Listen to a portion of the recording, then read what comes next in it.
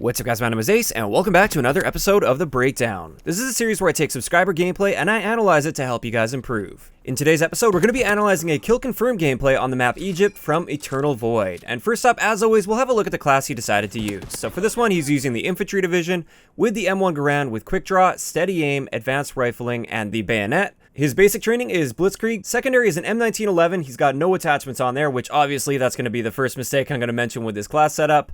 Lethal is a frag, and tactical is a concussion grenade. So aside from the fact that he doesn't have any attachments on that M1911, a couple other things I noticed that I feel are kind of wrong with this class, or maybe not ideal with this class, is the attachments on the M1 Garand. First up, Advanced Rifling did absolutely nothing throughout this entire gameplay. He literally didn't even get close to the range required for Advanced Rifling to do anything for you with the M1 Garand. There are very few lines of sight in this game on the regular multiplayer maps, like the non-war maps. There are very few practical lines of sight in this game that are going to be long enough for Advanced Rifling to matter on the M1 Garand. So immediately I would swap that out for something else. Advanced Rifling was completely useless to him in this gameplay. And also, in my opinion, it's a little bit redundant to have Steady Aim as well as a Bayonet on something like the M1 Garand. If you're right up close to an enemy, either or is going to work well for you. If you have the Bayonet, you can get that instant melee kill on the guy, or with Steady Aim, you can pretty much instantly kill him just by double tapping the trigger. You can get a really quick close quarters kill. So personally, I would have dropped either Steady Aim or the Bayonet. It's okay to have one of them, I think, but having both seems a bit redundant. And to replace those attachments, I would have replaced them with a Grip first off. Grip works really well with the M1 Garand when you're firing your first two shots. They stay a lot closer together, and therefore at those longer ranges, you'll be able to remain on target a lot more effectively.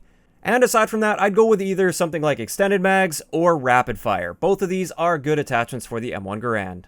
So aside from that, I've got really no problem with this class. It's not a bad class by any means, but let's hop into the gameplay here. And the first thing we're going to be noticing here is in his opening route. I like the fact that instead of taking this enemy head on, he saw an opportunity to just drop down behind him and shoot him in the back. And while he might have exposed his back a bit towards enemies, I still think this was a nice, safe play for him to make. Another thing I really like about his gameplay is how he navigates the map. He's always checking the common spots where enemies can be, as well as choke points, and even just coming up to this area here. I like the fact that he checked a little to the right before exposing himself to the next choke point, then he moved up and he checked that one.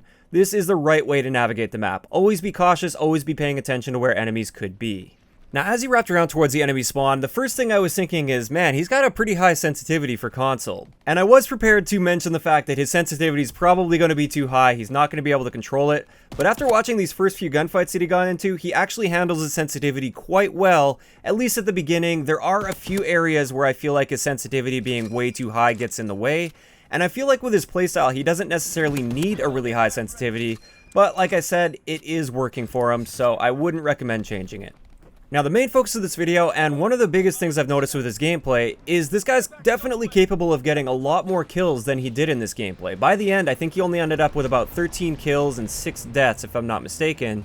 And I think there's a few areas where he had a lot of opportunities to get more kills, but he didn't really take advantage of them, or he didn't position himself properly. The first thing I notice here, if you're trying to maximize the number of kills you're getting in a game, is stop running care package if you're relatively consistent at earning care packages. The reason behind this is it takes you out of the fight for quite a long time, and more often than not, you're going to get a streak that's either going to get you no kills, or maybe like a couple kills at most. If you're somebody that's at around his skill level, you could easily pick up 2 or 3 kills within that same amount of time it took you to call in that care package, wait for it, and then call in whatever streak you get.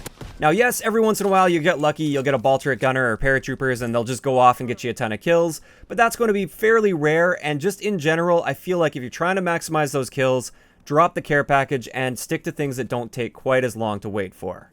This brings us to the next thing I noticed with his gameplay that kind of held him back as far as maximizing his kills, is sometimes he's just following his teammates. As you can see on the minimap right now, he's got teammates that are in front of him. He actually got a teammate that just spawned in front of him, and he didn't pick up on this on the minimap, and he still seems to think that there's enemies over there, but there's no way that's possible because the teammate just spawned right there, and right there again on the minimap, another teammate spawned there, and yet he keeps pushing this side of the map expecting to run into enemies, and it's just highly unlikely with where his teammates spawned. So if you pay more attention to where your teammates are spawning, that will give you a good indication of where the enemies will be spawning, and it's generally going to be the opposite side of the map.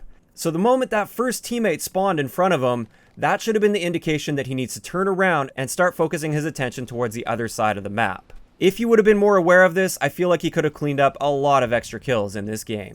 Of course, this particular tip mainly just applies to TDM and TDM style game modes like Kill Confirm, for instance. And it would be a different story if he was playing something like Domination, but at least for these style of game modes, you definitely want to always be aware of where your teammates are spawning, because that'll usually tell you right where the enemy is spawning. And this actually leads us right into the next situation. When he gets into where the enemy spawn is, he actually goes right to the back center of the enemy's spawn, and then he just kind of hangs out there expecting enemies to come to him, which they didn't really do at all, and he just wasted a bunch of time chilling in the back of their spawn, not really racking up very many kills. Now, the reason he's not getting much traffic back here is when you position yourself in the spawn like this, you're either going to force a spawn flip, or in this situation, his teammates were pushed far enough back into their spawn that they're not going to flip spawns. But what you're going to be doing is you're blocking off all of the main primary spawns at the back of the map there, which forces the enemy team into the secondary spawns, which on this particular map are going to be in these areas right here.